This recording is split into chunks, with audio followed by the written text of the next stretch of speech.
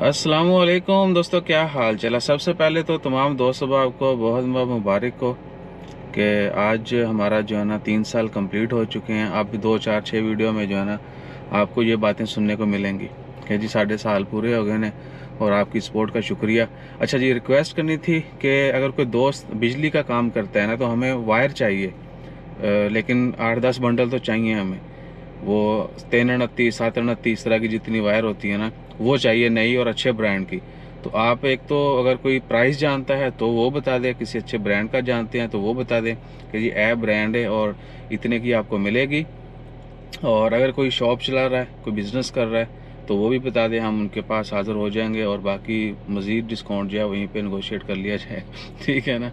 बहरहाल हमें ज़रूर बताइएगा कि वो कॉयल बोलते हैं ना शायद, जो एक रोल होता है, और उसकी प्राइस क्या है। अगर कोई बंदा बिज़नेस कर रहा है तो कहाँ पर उनकी शॉप है, हम फिर उनके पास भी चले जाएंगे। बहुत शुक्रिया।